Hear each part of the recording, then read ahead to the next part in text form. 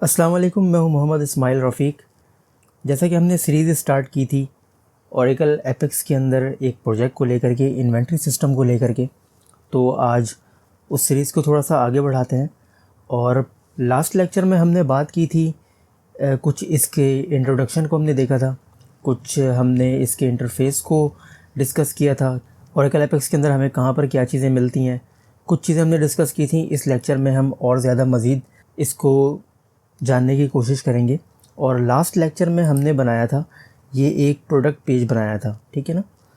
और आज मैं आपको बताता हूँ कि पहले मैं यहाँ से स्टार्ट करता हूँ कि एसक्यूएल वर्कशॉप के अंदर मैं आपको एक दो फीचर बताता हूँ इसके, और उसके बाद फिर हम अपने पेजेस को लेकर के आगे बढ़ेंगे, ठीक है। तो यहाँ पर देखें, हमारे पास ये एसक्यूएल वर्कशॉप का एरिया है जहाँ पर आपको ये सारे ऑप्शन मिल जाते हैं। अच्छा, ऑब्जेक्ट ब्राउज़र, एसक्यूएल कमांड और एसक्यूएल स्क्रिप्ट तो हमने देखा था लास्ट लेक्चर में, लेकिन मैं बताता हूँ हमारे पास जो यूटिलिटीज़ वाला ऑप्शन है, इसके अंदर भी बहुत सारे ऐसे टूल मौजूद हैं जिसमें हम बहुत अच्छे तरीके से, जब हमें इस चीज़ की नीड पड़े तो हम इसमें काम कर सकते हैं। जैसे कि मिसाल के तौर पे मैं आपको आज बताऊंगा डाटा जनरेटर के बारे में, क्विक एसक्यूएल के बारे में बताऊंगा और जनरेट डीडीएल के बारे में बताऊंगा। तो सबसे पहले मैं आपको बताता हूं कि जनरेट डीडीएल के बारे में ये क्या होता है। मिसाल के तौर पे हमने उस दिन कुछ टेबल क्रिएट किए थे अपने एसक्यूएल स्क्रिप्ट के ज़रिए। हमारे पास ये जो एसक्यूएल स्क्रिप्ट वाला ऑप्शन था, इसमें हमने एक कमांड एग्जीक्यूट किया था और अपने डीडीएल को वहाँ पर बना लिया था, कुछ टेबल बना लिए थे, ठीक है। अब बाद में हमें कभी ज़रूरत पड़ती है कि जो हमने टेबल बनाया हुआ है अपने टेस्टिंग एनवायरनमेंट में, जो भी टेबल बनाए हैं या व्यूज़ बनाए हैं, फंक्शन वगैरह जो भी चीज़ें बनाई हैं, उसको हम एक्सपोर्ट करके अपने किसी डेटाबेस दूसरे सिस्टम में लेकर जाते हैं। तो हम उसके लिए ये जनरेट डीडीएल वाला ऑप्शन यूज़ कर सकते हैं। अब ये जनरेट डीडीएल किस तरीके से हम यूज़ करेंगे, आप इसको इस तरीके से इस ऑप्शन को सिलेक्ट करें और यहाँ पर एक क्रिएट स्क्रिप्ट करें। और जब आप क्रिएट स्क्रिप्ट करेंगे तो यहाँ से आपसे स्कीमा पूछेगा। अब जाहिर सी बात है, हम यहाँ पर एक इसका अपना इन्वायरमेंट यूज़ करें तो हमारे पास सिर्फ एक ही स्कीमा होगा, ठीक है। हम इसे रहने देते हैं और यहाँ पे नेक्स्ट करते हैं। और नेक्स्ट करने के बाद यहाँ पे जो ऑप्शन ये पूछ रहा है, या तो आप, अगर आपने यहाँ पर जितने भी ऑब्जेक्ट आपको नज़र आ रहे हैं, अगर आपने सब बनाए हुए तो आप यहाँ पे जस्ट सेलेक्ट कर लें कि सेलेक्ट ऑल ऑब्जेक्ट, और फिर यहाँ से नेक्स्ट कर लें या फिर जनरेट डीडीएल कर लें। या फिर अगर आपको कोई स्पेसिफिक टाइप के ऑब्जेक्ट्स चाहिए तो आप उनको सेलेक्ट कर सकते हैं। जैसे कि मुझे चाहिए टेबल चाहिए, मैंने ट्रिगर बनाए हैं, बाद में ट्रिगर मैंने बना लिए थे, तो ये ट्रिगर बनाए हैं। और मैंने इसमें बनाया है सीक्वेंस भी बनाए हैं। तो मैंने टेबल, ट्रिगर और सीक्वेंस बनाया है। मैं इसको, इन तीनों को सिलेक्ट करता हूँ और मैं डिस्प्ले इन लाइन, ये क्या करता है, अगर हम डिस्प्ले एज इन लाइन करेंगे तो जब ये जनरेट करेगा तो आपको उसी स्क्रीन पर दिखा देगा जहाँ से आप उसको टेक्स्ट की तरह कॉपी कर सकते हैं। लेकिन हम यहाँ पर एक और ऑप्शन सेलेक्ट कर सकते हैं, सेव एज स्क्रिप्ट फाइल। ये आपको एक फ़ाइल जनरेट करके दे देगा जो कि बाद में आप उसको डाउनलोड कर सकते हैं या फिर उसे एग्जीक्यूट भी कर सकते हैं डायरेक्ट, जिस तरीके से हमने अपनी एसक्यूएल स्क्रिप्ट के अंदर अपनी फ़ाइल को एग्जीक्यूट किया था। अभी हम इसको आगे देखेंगे तो आपको और ज़्यादा क्लियर हो जाएगा, ठीक है। बाय डिफ़ॉल्ट कैरेक्टर सेट इसका UTF-8 है, इसे रहने देते हैं और हम यहाँ पर इसको जनरेट डीडीएल कर लेते हैं। अब उसके बाद ये पूछ रहा है कि हमारी स्क्रिप्ट का नाम क्या होगा, तो मैं यहाँ पर लिख देता हूँ इन्वेंट्री टेबल्स, मैंने लिख दिया, ठीक है। और यहाँ पर क्रिएट स्क्रिप्ट कर लेते हैं। अच्छा, अब यहाँ पर देखें, इसने हमारे पास एक इन्वेंट्री टेबल्स के नाम से इसने यहाँ पर एक फ़ाइल जनरेट कर दी है। अगर मैं इसको ओपन करूँ तो आप यहाँ पर देख सकते हैं कि जो हमारे टेबल्स थे वो यहाँ पर सारे आ चुके हैं और इसके साथ ही सीक्वेंस भी आ चुके होंगे और हमारे पास ये ट्रिगर्स भी बन चुके हैं। इसकी डीडीएल हमारे पास जनरेट हो गई है। अच्छा, अब बहुत सारे लोगों ने मुझे कहा था कि मुझे हमें स्क्रिप्ट दें, जो टेबल आपने बनाए हैं उसे, उसका रेफरेंस हमें दे दें। तो बेसिकली मैंने इस वजह से अपलोड नहीं किया था क्योंकि मैं आपको ये ऑप्शन बताना चाह रहा था। अब जो ये मेरे पास एक फ़ाइल बनी है, इस फ़ाइल को मैं अपलोड कर दूंगा और इसका रेफरेंस जो है आपको मिल जाएगा मेरी वीडियो के डिस्क्रिप्शन में, ठीक है। तो ये तो हो गई हमारी बात जनरेट डीडीएल करने वाली। उसके बाद हम यहाँ पर देखते हैं और भी हमारे पास कुछ ऑप्शन है, वो मैं आपको बताता हूँ कि वो किस तरीके से काम करते हैं। अब हम बात करते हैं डाटा जनरेटर की। अच्छा, डाटा जनरेटर क्या होता है? मिसाल के तौर पर आपके पास कोई टेबल है या फिर टेबल नहीं भी है, कोई ऐसा नया डाटा है जो कि आप जनरेट करना चाह रहे हैं, तो आप इस डाटा जनरेटर टूल को इस्तेमाल कर सकते हैं। तो वो कैसे करते हैं? आप यहाँ पर आएँ और क्रिएट ब्लूप्रिंट के बटन को प्रेस करें और यहाँ पर प्रेस करने के बाद आपसे कुछ ऑप्शन पूछेगा।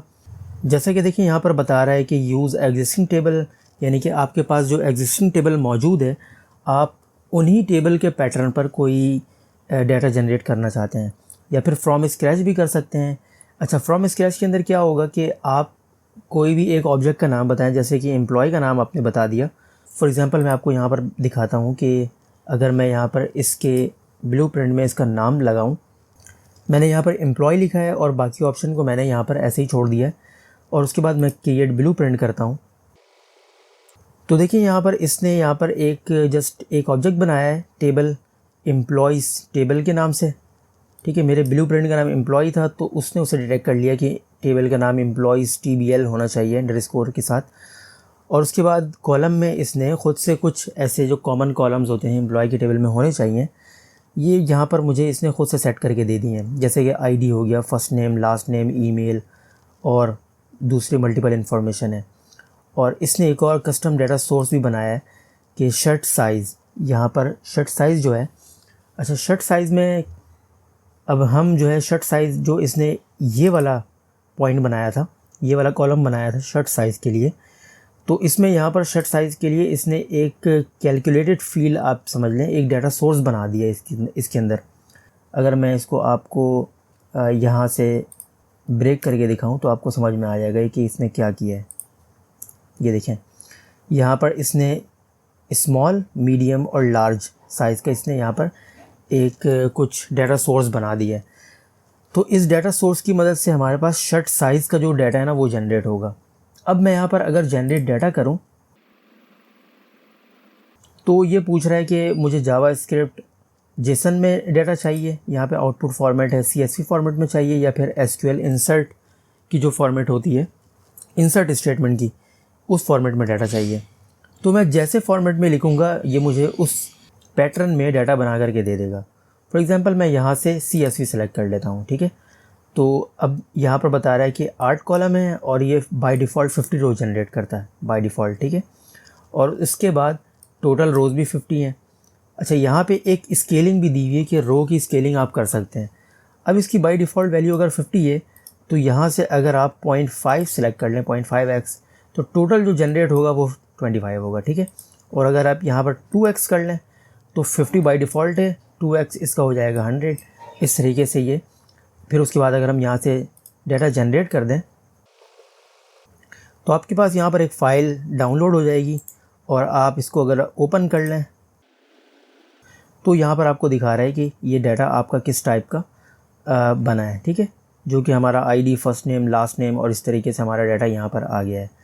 तो इसने इस टाइप का डाटा हमें जनरेट करके दे दिया है। ठीक है, अच्छा इसी तरीके से ये तो हमने लगा दिया था कि हमें एम्प्लॉय का टेबल चाहिए, लेकिन अगर आपके पास कोई बना बनाया टेबल है तो उस बने बनाए टेबल के अंदर भी आप अपना डाटा जनरेट कर सकते हैं।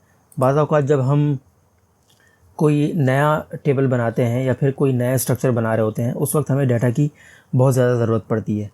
तो हम अपने एग्जिस्टिंग टेबल के लिए हम ये वाला ऑप्शन सेलेक्ट करेंगे, और उसके बाद हम अपने टेबल का नाम बता देंगे, अपने ब्लूप्रिंट का नाम बताएंगे। फॉर एग्ज़ाम्पल मैं यहाँ पे प्रोडक्ट ले लेता हूँ, और इसका नाम प्रोडक्ट देने के बाद मैं यहाँ पर प्रोडक्ट वाले टेबल को सिलेक्ट कर लूँगा। ठीक है, आप मल्टीपल भी सिलेक्ट कर सकते हैं और उसका डाटा वैसे ही जनरेट हो जाएगा। ठीक है, यहाँ पे कॉपी पेस्ट का भी ऑप्शन है, जो कि आप यहाँ पर टेबल, यहाँ पर जो है ना इस तरीके से टेबल नेम और नंबर ऑफ़ रोज़, इस तरीके से आप अपने फॉर्मेट को दे सकते हैं। ठीक है, फिर उसके बाद यहाँ पर और भी कुछ ऑप्शन आ रहे हैं, जैसे कि अगर मैं ये वाला ऑप्शन यूज़ करूँ तो यहाँ पर हमें किस तरीके से करना पड़ेगा, प्रोडक्ट, और उसके बाद मुझे चाहिए इसके 25 रोज़, इस तरीके से हमें करना पड़ेगा। और यहाँ पर बोल रहा है एक्सक्लूड कॉलम, तो एक्सक्लूड कॉलम में ये खुद, अगर हमारे पास क्रिएटेड का कॉलम होगा और क्रिएटेड बाय का कॉलम होगा, क्रिएटेड ऑन, अपडेटेड ऑन, तो ये सारे कॉलम को ये एक्सक्लूड कर देगा। ठीक है, हमें इसकी ज़रूरत भी नहीं पड़ेगी डाटा जब जनरेट होता है। अगर हमारे पास इसके अलावा कोई कॉलम है जो कि आप एक्सक्लूड करना चाह रहे हैं, तो आप यहाँ पे कॉमा दे करके अपने कॉलम का नाम दे सकते हैं। ठीक है, मैं यहाँ पर इसे ऐसे रहने देता हूँ और यहाँ पर क्रिएट ब्लूप्रिंट कर लेता हूँ। जब मैंने यहाँ पर क्रिएट ब्लूप्रिंट किया है तो यहाँ पर देखें मेरे सारे कॉलम जो हमारे पास थे वो यहाँ पर आ चुके हैं, ठीक है। अच्छा, यहाँ पर कुछ और भी ऑप्शन हैं जो कि आप यूज़ कर सकते हैं। अब मैं हर एक ऑप्शन के बारे में तो आपको गाइड नहीं कर रहा, वरना ये बहुत ज़्यादा लंबा हो जाएगा, लेकिन आप इसके बारे में कोई बहुत ज़्यादा कॉम्प्लिकेटेड नहीं है। यहाँ पे मिन वैल्यू, मैक्स वैल्यू, ये ख़ुद से आपको समझ में आ रहा होगा कि ये क्या चीज़ है। अगर प्राइस में जाएंगे तो उसकी वैल्यू भी इस तरीके से इसने प्रोडक्ट नेम में इसने इस तरीके से varchar2 डाटा टाइप उठाया, तो इस तरीके से उसका नाम भी जनरेट करेगा। आप कोई फार्मूला भी दे सकते हैं और इस तरीके से और भी चीज़ें दे सकते हैं।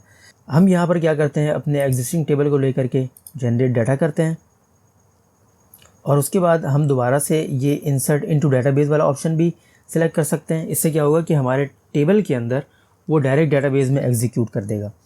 लेकिन हम यहाँ पर क्या करते हैं, अब एसक्यूएल इंसर्ट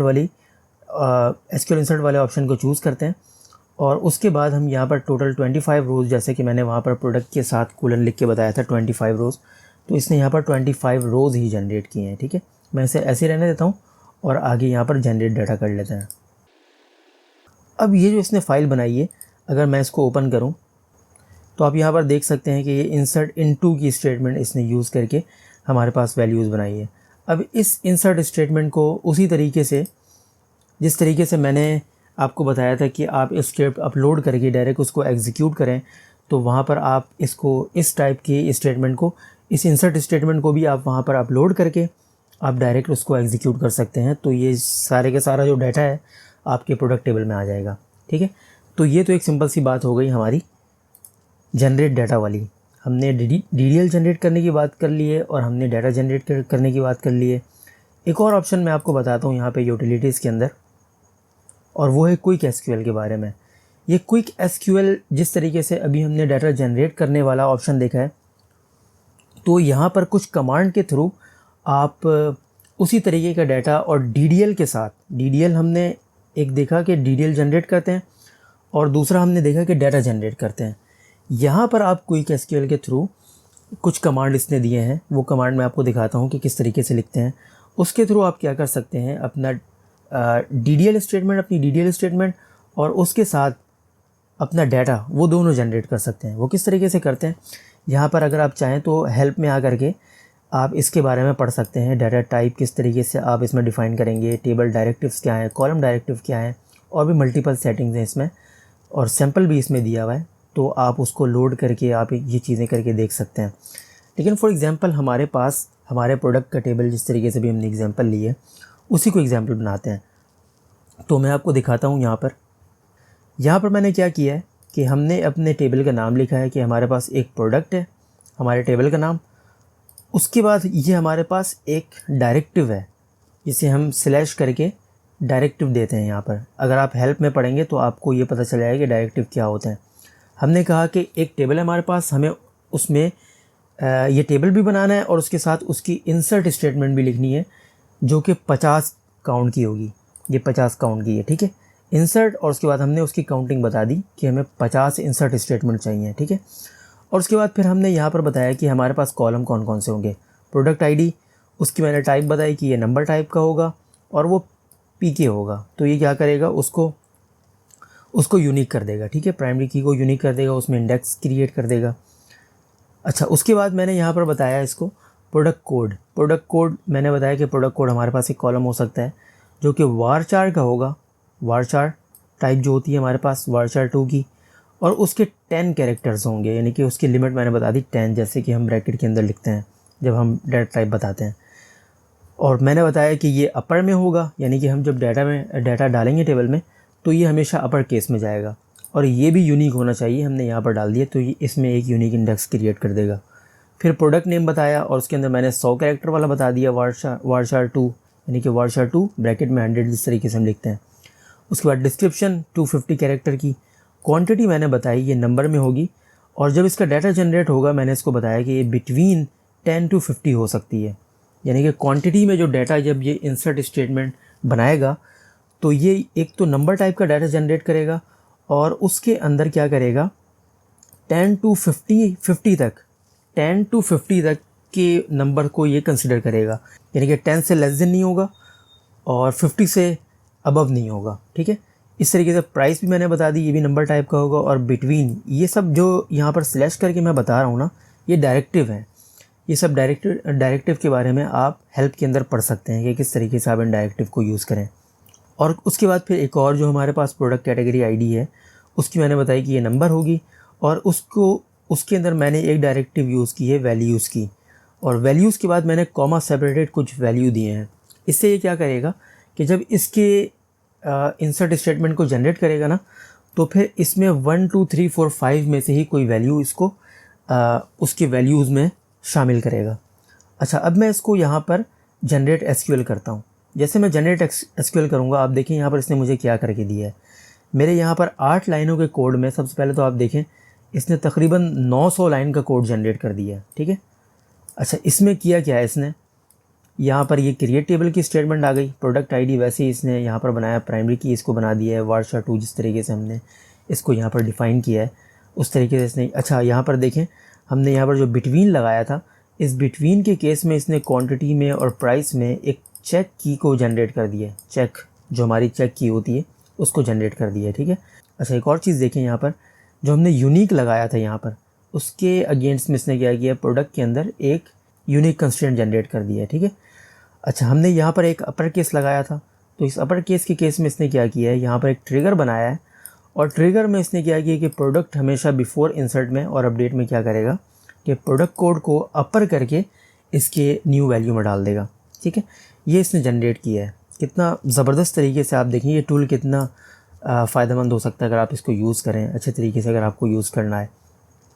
अच्छा, और फिर इसमें यहाँ पर देखें प्रोडक्ट के लिए इंसर्ट स्टेटमेंट जनरेट की, और इसने तकरीबन 50 इंसर्ट स्टेटमेंट जनरेट की होगी, और यहाँ पर इसने उसी को कंसीडर किया है। यहाँ पर देखें हमारे पास जो ये प्रोडक्ट कोड बनाया है इसने, ये 10 कैरेक्टर्स तक होगा, मैक्सिमम 10 कैरेक्टर्स तक होगा, इससे ज़्यादा नहीं इसने जनरेट किया होगा।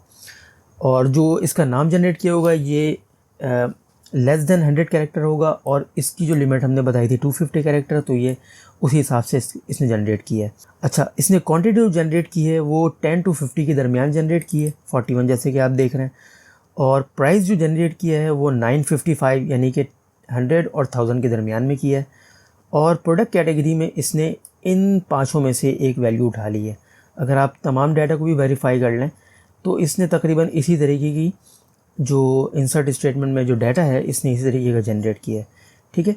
अब इस स्टेटमेंट को हम क्या कर सकते हैं, ये हमारे पास हमने एक छोटी सी स्टेटमेंट लिखी है, और इस स्टेटमेंट के अगेंस्ट में जो इसने हमें इतना सारा डाटा जनरेट किया है, हम इसे अपने एसक्यूएल स्क्रिप्ट में डालें और वहाँ से एग्जीक्यूट करें, तो हमारे पास टेबल भी बन जाएगा, ट्रिगर भी बन जाएगा, और उसके साथ साथ हमारे पास हमारे टेबल में डाटा भी आ जाएगा। ये हो गई हमारी बात इसकी, तो आप लोग इसको बहुत अच्छी तरीके से यूटिलाइज़ कर सकते हैं। अच्छा, अब हम ज़रा यहाँ पर आते हैं। तो यहाँ पर लास्ट टाइम में आपको याद होगा कि हमने एक प्रोडक्ट का पेज बनाया था, और उस प्रोडक्ट का पेज बहुत ही हमारा सिंपल सा था। हमने जस्ट एक पेज क्रिएट किया था और उसके अंदर कुछ भी और कोई दूसरी चीज़ नहीं की थी, ठीक है। लेकिन मैं आपको यहाँ पर अभी एक दूसरा पेज क्रिएट करके बताता हूँ। वो हमारा प्रोडक्ट का पेज ये वाला था, ठीक है, ये वाला प्रोडक्ट का पेज था। लेकिन मैं आपको अभी एक दूसरा पेज क्रिएट करके दिखाता हूँ, मास्टर डिटेल वाला पेज, और उसके अंदर मैं कुछ सेटिंग करूँगा जो कि एप्लीकेबल होगा हमारे पुराने वाले प्रोडक्ट पेज के अंदर भी, ठीक है। तो मैं बार बार एक चीज़ को रिपीट करने के चांस में नहीं हूँ।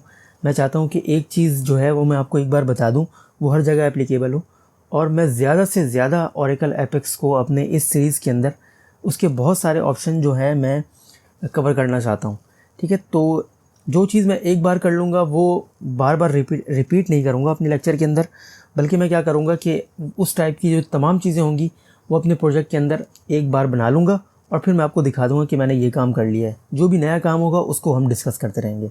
तो पहले हम यहाँ पर क्या करते हैं, एक पेज क्रिएट करते हैं, और इस बार हम लेंगे, हमारा टेम्पलेट होगा मास्टर डिटेल वाला। और मास्टर डिटेल के अंदर यहाँ पर कुछ ऑप्शन है, जैसे कि इस टैग वाला है, जिसमें हमारे पास जो मास्टर है वो भी एक ग्रेड की शक्ल में आएगा, और जो डिटेल है वो भी ग्रेड की शक्ल में आएगा, ठीक है। अच्छा, साइड बाय साइड एक और ऑप्शन है, जिसमें हमारे पास साइड में जो हमारे पास मास्टर डाटा है उसकी लिस्ट आ रही होगी, और उसके बाद यहाँ पर इस तरीके से फॉर्म पेज बना होगा ऊपर, और नीचे जो है हमारे पास एक ग्रिड बनी होगी। अगर आप लोगों ने इंटरेक्टिव ग्रिड यूज़ किया है तो आपको मेरी बात समझ में आ रही होगी। लेकिन ये होगा सिंगल पेज, यानी कि ये मास्टर डिटेल का सेटअप जो है वो सिंगल पेज पर होगा। थर्ड में हमारे पास ऑप्शन है ड्रिल डाउन वाला। इसके अंदर क्या होता है कि हमारे पास एक पेज रिपोर्ट वाली अलग से बनती है और उसके बाद फॉर्म वाली पेज जो है वो अलग से बनती है। तो हम इस ऑप्शन को सेलेक्ट करते हैं और देखते हैं हमारे पास इस पैटर्न से मास्टर डिटेल जो फॉर्म बनेगा वो किस तरीके का बनेगा। तो यहाँ पर मैं जस्ट एक नंबर दे देता हूँ, यहाँ पर 20 दे देता हूँ और यहाँ पर मैं परचेज़ ऑर्डर कर लेता हूँ। अच्छा, उसके बाद हमें बताना है कि हमारा डाटा सोर्स कौन सा होगा। तो यहाँ पर हम परचेज़ ऑर्डर वाला जो हमारे पास टेबल है उसको हम सिलेक्ट कर लेते हैं, परचेज़ ऑर्डर। अच्छा, इस नेविगेशन के अंदर बाय डिफ़ॉल्ट ये जो चीज़ें इसने यहाँ पर रखी हुई हैं इसे हम ऐसे ही रहने देते हैं।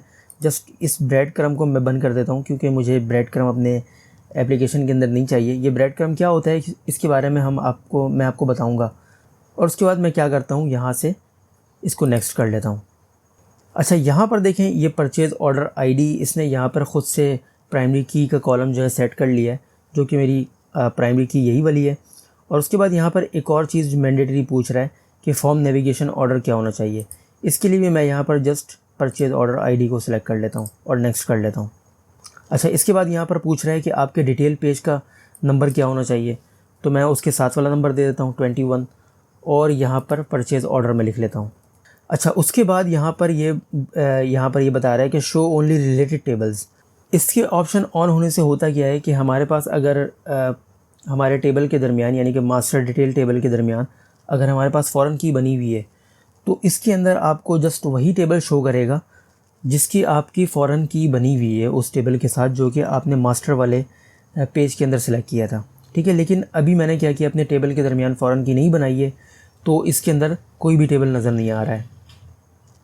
तो मैं क्या करूँगा, यहाँ से जस्ट इस ऑप्शन को बंद करूँगा और उसके बाद मैं यहाँ पर देखूँगा अपने टेबल को। तो यहाँ पर मेरे पास सारे टेबल आ गए। मैं जस्ट क्या करता हूँ, यहाँ से अपने परचेज़ ऑर्डर डी वाले को सिलेक्ट कर लेता हूँ जो कि हमारा डिटेल टेबल है और यहाँ से नेक्स्ट कर लेते हैं। अच्छा, उसके बाद यहाँ पर देखें प्राइमरी की के अंदर इसने खुद से एक कॉलम सेट कर दिया है जो कि हमारी यही वाली प्राइमरी की कॉलम है।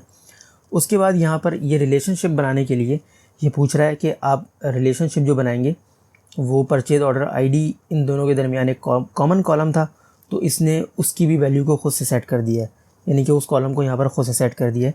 लेकिन अगर आपके पास कॉमन नेम ना हो तो आप यहाँ से सिलेक्ट कर सकते हैं कि आपके मास्टर टेबल का जो है ये वाला कॉलम है और डिटेल टेबल का ये वाला कॉलम है जिसके बेस पर आप रेफरेंस बनाना चाह रहे हो। ठीक है, और उसके बाद हम यहाँ पर क्रिएट पेज कर लेते हैं। अच्छा, यहाँ पर जो है अब आप देखें हमारे पास एक टेबल बन गया है और अगर मैं अपने इस पेज को रिफ़्रेश करूँ तो आप यहाँ पर देख सकते हैं कि हमारे पास परचेज़ ऑर्डर वाला एक ऑप्शन, एक मेन्यू में एक और ऑप्शन आ गया है। अगर मैं इसको सिलेक्ट करूँगा तो यहाँ पर जैसे उसी तरीके से यहाँ पर नज़र आ रहे होंगे। मैं यहाँ से क्रिएट करता हूँ और क्रिएट करने के बाद हमारे पास यहाँ पर एक ऑर्डर वाला पेज आ गया है। ठीक है, अच्छा मैं अब आपको यहाँ पर थोड़ी सी मॉडिफिकेशन करके दिखाता हूँ किस तरीके से हम अपने फॉर्म को मॉडिफाई करते हैं। इसको जस्ट मैं यहाँ से एडिट कर सकता हूँ तो मुझे अपना पेज 21 अपने डेवलपर मोड के अंदर ओपन करके दे देगा। अच्छा, मैं यहाँ पर किस तरीके से इसको मॉडिफाई कर सकता हूँ, जिस तरीके से मुझे यहाँ पर परचेज़ ऑर्डर नंबर आपको सबसे पहले नज़र आ रहा होगा।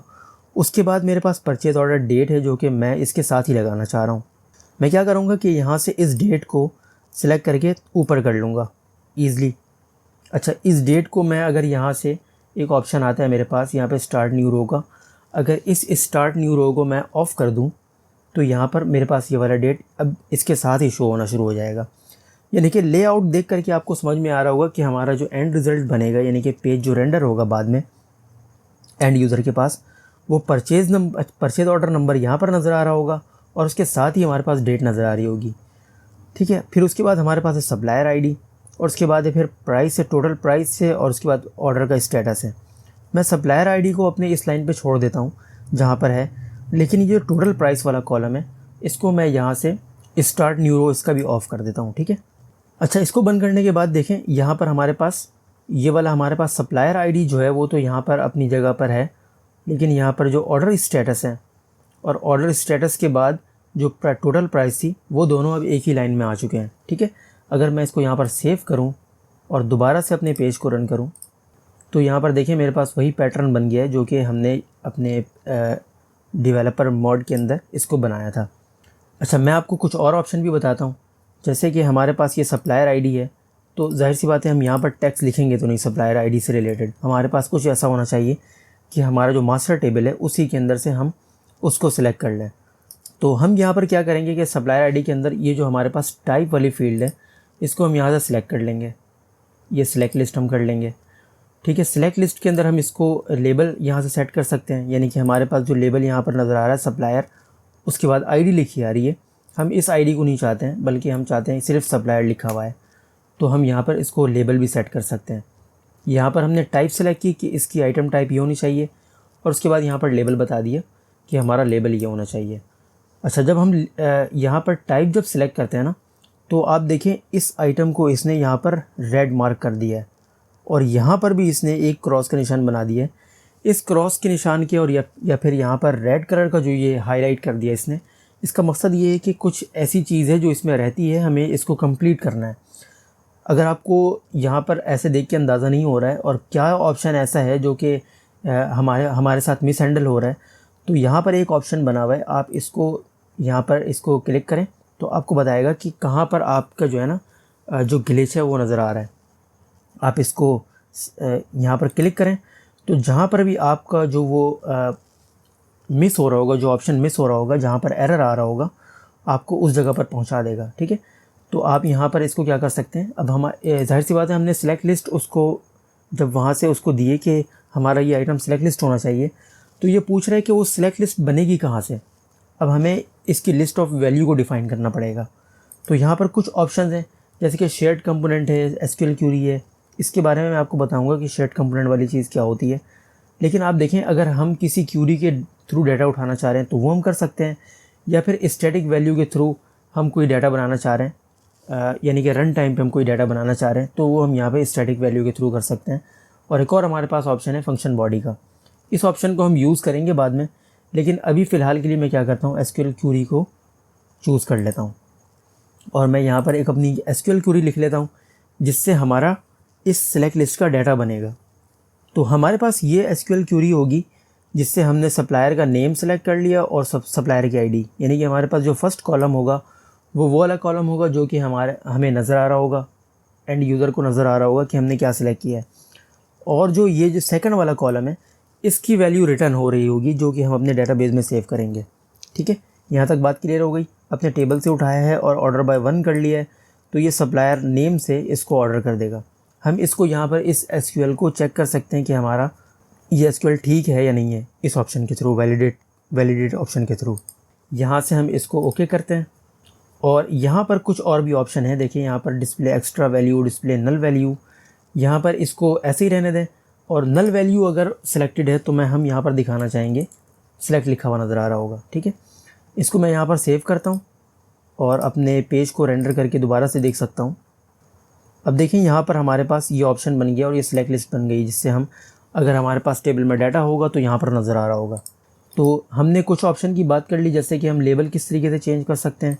परचेज ऑर्डर नंबर, यहाँ पर हम परचेज ऑर्डर नंबर के बजाय सिर्फ इसको ऑर्डर नंबर कर लेते हैं।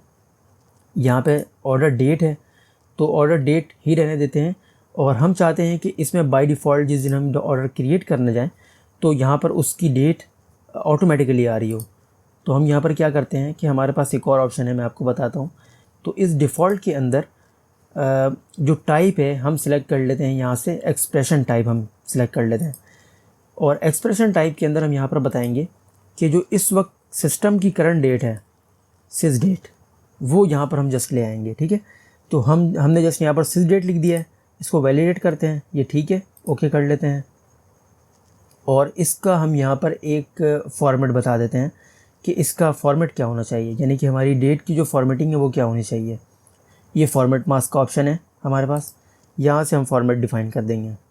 इसको सेव करते हैं और फिर से अपने फॉर्म को देख लेते हैं।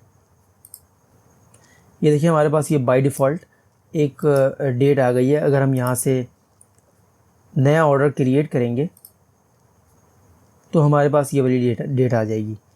और यहाँ पर हमने एक सेलेक्ट लिस्ट का ऑप्शन लगा दिया है। ऑर्डर स्टेटस हमारे पास क्या होना चाहिए, ऑर्डर स्टेटस में ये हम चेंज नहीं करेंगे बल्कि ये ऑटोमेटिक चेंज होगा।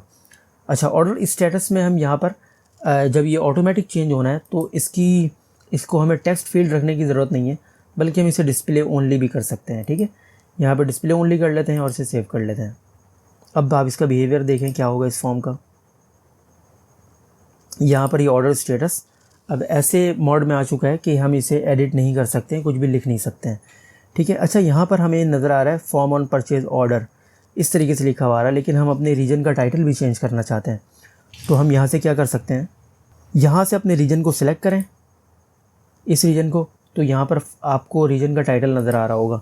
हम जस्ट यहाँ से इसको परचेज ऑर्डर कर लेंगे और इसे सेव कर लेते हैं।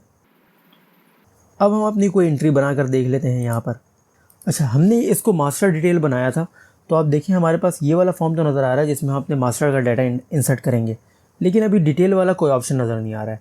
तो बाय डिफ़ॉल्ट क्या होता है कि जब भी हम मास्टर डिटेल बनाते हैं तो उसके अंदर हमारे पास पहले हम मास्टर क्रिएट करते हैं और उसके बाद जा कर के हमें डिटेल क्रिएट करना पड़ता है। तो यहाँ पर हमारे पास डेट ऑलरेडी आ रही है, ऑर्डर नंबर हम यहाँ पर 1 डाल देते हैं और सप्लायर पे हम कोई भी, हमारे पास कोई डाटा नहीं है तो यहाँ पर अभी रहने देते हैं, इसको छोड़ देते हैं और यहाँ पर जस्ट क्रिएट कर लेते हैं। तो ये हमारे पास एक ऑर्डर क्रिएट हो गया है जो कि परचेज ऑर्डर नंबर 1 है और इसकी जो प्राइमरी की है वो ऑटोमेटिक जनरेट हो गई होगी। अच्छा, यहाँ पर जो ऑप्शन है उसको डिस्कस करने से पहले मैं यहाँ पर आपको दिखाता हूँ। अगर मैं इसको दोबारा से एडिट करूँ, ये हमारे पास एडिट का बटन है, अगर इसे दोबारा से एडिट करूँ तो आप देखिए मेरे पास यहाँ पर एक और ऑप्शन आ रहा है, वो प्रोडक्ट आईडी है, क्वांटिटी है और यहाँ पर प्राइस है। इस ग्रिड के अंदर भी हम क्या कर सकते हैं कि इस प्रोडक्ट आईडी के अंदर हम अपनी सिलेक्ट लिस्ट लगा सकते हैं प्रोडक्ट टेबल के, जैसे कि मैं यहाँ पर आपको दिखा देता हूँ। तो यहाँ पर देखें ये हमारे पास है प्रोडक्ट ऑर्डर वाला और इसके अंदर इसके कॉलम को अगर मैं इसको एक्सपेंड करूँ तो यहाँ पर आपको नज़र आ रहा होगा कि ये परचेज़ ऑर्डर DID और परचेज़ ऑर्डर ID, जिसे हमने एक फॉरेन की और एक ये वाला जो हमने प्राइमरी की मार्क किया था, इन दोनों को इसने बाय डिफ़ॉल्ट हाइड कर दिया है, ठीक है। अच्छा, उसके बाद हमारे पास एक प्रोडक्ट आईडी है जो कि मैं यहाँ पे सिलेक्ट करता हूँ कि ये हमारे पास सिलेक्ट लिस्ट होनी चाहिए, बल्कि एक दूसरा मैं पॉपअप वैल्यू भी ले लेता हूँ। इसके अंदर और भी मज़ीद ऑप्शन हमें मिल जाते हैं। वो क्या होता है कि अगर हम पॉपअप वैल्यू भी सिलेक्ट करेंगे तो ये एक दूसरी टाइप की एक मॉडल विंडो खोलता है जो कि सिलेक्ट लिस्ट की तरह ही होती है, लेकिन उसमें और भी मल्टीपल फीचर होते हैं। उसमें क्या होता है कि हम जो है ना एक सर्च एज यू टाइप वाला ऑप्शन ऑन कर सकते हैं। इससे क्या होगा कि जैसे जैसे हम लिखते जाएंगे वो उस वैल्यू को, उस लिस्ट को फ़िल्टर करता जाएगा। उसमें ये एक ऑप्शन इंक्लूड हो जाता है। मल्टीपल वैल्यूज़ का भी यहाँ पर ऑप्शन हो सकता है, मैनुअल एंट्री का भी ऑप्शन हो सकता है। इन ऑप्शन को हम बाद में मज़ीद इसको एक्सप्लोर करेंगे, लेकिन अभी इसे हम सिंपल सा रहने देते हैं और इसके लेबल को हम यहाँ पर, इसके हेडिंग को चेंज कर लेते हैं, प्रोडक्ट कर लेते हैं, जस्ट प्रोडक्ट आईडी के बजाय, ठीक है। और यहाँ पर इस तरीके से आप यहाँ पर देखें, इसको भी ये रेड हाईलाइट कर रहा है। इसका मतलब ये है कि कुछ ऐसा ऑप्शन है जो रहता है। हम यहाँ से नीचे आएंगे तो यहाँ पर वही लिस्ट ऑफ वैल्यू है, हमें बतानी पड़ेगी। इसको शेड कंपोनेंट नहीं, बल्कि हम यहाँ से इसको सिलेक्ट कर लेते हैं SQL क्यूरी और उसके बाद हम यहाँ पर अपने प्रोडक्ट टेबल से क्यूरी लिख देंगे। ये हमने अपने SQL को वैलिडेट कर लिया और उसके बाद हम यहाँ पर ओके प्रेस कर देते हैं और यहाँ पर अपने इस नल डिस्प्ले वैल्यू में उसी तरीके से सिलेक्ट लिख लेते हैं और इसे जस्ट सेव कर देते हैं। अच्छा, उसके बाद हम यहाँ पर अपने फॉर्म पे आते हैं और ज़रा इसको रिफ़्रेश करते हैं और देखते हैं हमारे पास क्या इसमें चेंजिंग आई है। तो अब आप यहाँ पर देखें, ये प्रोडक्ट हमारे पास हेडिंग चेंज हो चुका है और इसके अंदर हमारे पास अभी कोई भी वैल्यू नहीं आ रही है, यानी कि इसके जो वैल्यूज़ है वो हमारे पास अभी कोई भी नज़र नहीं आ रही है। तो हम इसको क्या कर सकते हैं कि या तो हम अपने प्रोडक्ट के अंदर टेबल में वैल्यू डाल दें तो उसके बाद यहाँ पर नज़र आना स्टार्ट हो जाएंगी, लेकिन इससे पहले हम यहाँ पर एक काम कर लेते हैं कि जो अभी हमने जनरेट किया था DDL, बल्कि जनरेट डाटा के थ्रू हमने जनरेट किया था, अपने SQL स्क्रिप्ट में आते हैं तो यहाँ पर हमें मिल जाएगा शायद ये इंसर्ट इन्वेंट्री टेबल्स है, इनिशियल स्क्रिप्ट है, नहीं यहाँ पर नहीं है। मैं आपको दिखाया था इसके अंदर, ये हमारे पास है इंसर्ट इनटू वाला। यहाँ से मैं अपने डाटा को सिलेक्ट कर लेता हूँ और उसके बाद मैं यहाँ पर एक क्रिएट स्क्रिप्ट करता हूँ और क्रिएट स्क्रिप्ट करने के बाद वो उस डाटा को मैं यहाँ पर पेस्ट कर देता हूँ, ठीक है। अच्छा, इस डाटा को पेस्ट करने के बाद मैं जस्ट यहाँ पर रन कर लेता हूँ। Script name must be specified. अच्छा, ये जो है ना हमें कह रहा है कि आप अपने स्क्रिप्ट को पहले नाम दे दें, उसके बाद हम इसको सेव भी कर देंगे और एग्जीक्यूट भी कर देंगे। प्रोडक्ट DML मैं कर देता हूँ, ठीक है, और यहाँ से रन कर लेते हैं। अच्छा, ये बता रहा है कि नंबर ऑफ़ स्टेटमेंट 25 हैं और स्क्रिप्ट साइज़, ये कुछ चीज़ें, कुछ इन्फॉर्मेशन आपको समरी बता रहा है। आप यहाँ से जस्ट रन नाउ कर लें। अच्छा, इस रन नाउ करने के बाद यहाँ पर कुछ चीज़ें, कुछ किसी में इसने एरर दिया है और किसी में इसने बताया है कि इसने रो इंसर्ट कर दी है। अच्छा, इस एरर को इग्नोर करते हैं अभी कि इसने क्या एरर दिया है। यहाँ पे 22 स्टेटमेंट हमारे पास सक्सेसफुल हो गई है। इसके बारे में हम कभी और देख लेंगे, कुछ और हो सकता है, कुछ और मसला हो कि यहाँ पे यूनिक कंस्ट्रेंट या फिर कुछ और चीज़ें ऐसी हों जो कि मिसमैच हो रही हूँ जिसकी वजह से एरर आया। लेकिन हमारे पास जो स्टेटमेंट जो है वो सक्सेसफुल हो गई हैं, उसके बेस पर हमारे पास यहाँ पर डाटा आ जाना चाहिए। मैं यहाँ से इसको रिफ़्रेश करता हूँ और फिर यहाँ पर देखते हैं, तो आप देखें यहाँ पर ये हमारे पास ये सारे टेबल आ चुके हैं, ठीक है। बल्कि ये हमारे पास सारा डाटा आ चुका है। हम यहाँ से सिलेक्ट कर अपने एक दो डाटा को सिलेक्ट कर लेते हैं, क्वांटिटी लगा लेते हैं, क्वांटिटी 5 और रेट और प्राइस भी हम बता देते हैं यहाँ पर 10, और यहाँ पे दूसरा हम सिलेक्ट कर लेते हैं, ठीक है। ये मैंने दो यहाँ पर डाटा डाला है और उसके बाद अप्लाई चेंजेस कर लेते हैं। तो ये हमारा जो है अपना ये एक वर्किंग फॉर्म में आ चुका है। अब देखें यहाँ पे हम एडिट करते हैं, तो एडिट करने के बाद ये हमारे पास हमारा जो सेव डाटा है वो यहाँ पर हमें दिखा रहा है। और उसके बाद यहाँ से इसको डिलीट भी कर सकते हैं, इसमें कुछ और एडिशन करना है तो वो भी हम कर सकते हैं। जो भी चीज़ें यानी कि XYZ हमें जो भी करना है वो यहाँ पर हम कर सकते हैं। तो ये एक हमारा मास्टर डिटेल फॉर्म सिंपल सा एक वर्किंग कंडीशन में आ चुका है। और जो यहाँ पर हमने मॉडिफिकेशन की है, जिस तरीके से इसमें काम किया है, अपने जो हमारा प्रोडक्ट वाला पेज था इसके अंदर भी हम काम कर सकते हैं। अच्छा, यहाँ पर अगर मैं प्रोडक्ट वाले पेज पर आऊँ तो यहाँ पर देखें ये हमारे पास सारी वैल्यूज़ आ रही हैं जो कि अभी हमने इंसर्ट स्टेटमेंट के थ्रू यहाँ पर इंसर्ट कर दी हैं, ठीक है। तो ये कुछ हमने जो है ना बेसिक सेटअप अपने एप्लीकेशन का कर लिया है। अब जो है जब नेक्स्ट में हम नेक्स्ट लेक्चर बनाएंगे तो उसके अंदर आपको और ज़्यादा किस तरीके से अपने फॉर्म को मॉडिफाई करते हैं उसके बारे में हम बात करेंगे। और भी मल्टीपल जो नई नई चीज़ें हैं, मल्टीपल रीजन्स हैं, नए रीजन्स हैं, आने वाले लेक्चर्स में उसके बारे में बात करते रहेंगे। लेकिन नेक्स्ट लेक्चर में मैं कोशिश करूँगा कि फॉर्म मॉडिफिकेशन के हवाले से किस किस तरीके से हम क्या क्या चीज़ें इसमें मॉडिफाई कर सकते हैं, एडिट कर सकते हैं, और हम अपनी मास्टर डिटेल जो एंट्री है, ये वाली परचेज़ ऑर्डर वाली जो एंट्री है यहाँ पर, इसको भी हमने क्या किया है कि सबसे पहले हमने क्रिएट किया है अपने मास्टर को और उसके बाद हमने अपना डिटेल बनाया है। यानी कि 2 स्टेप में हमने अपने एक फॉर्म को कंप्लीट किया है, एक ऑर्डर को कंप्लीट किया है। तो ये बहुत ज़्यादा मुझसे जो है ना लोग पूछते हैं कि किस तरीके से हम मास्टर और डिटेल को एक साथ जो है ना हम कर सकते हैं। तो ये भी मैं कोशिश करूँगा आने वाले लेक्चर में ही या फिर उसके 1-2 लेक्चर्स में मैं इसको कवर करके आपको बताऊँ कि किस तरीके से हम मास्टर डिटेल एंट्री को एक साथ बना सकते हैं, ठीक है। तो आज के लेक्चर को हम यहाँ पर एंड करते हैं और इंशाल्लाह मिलते हैं नेक्स्ट लेक्चर में।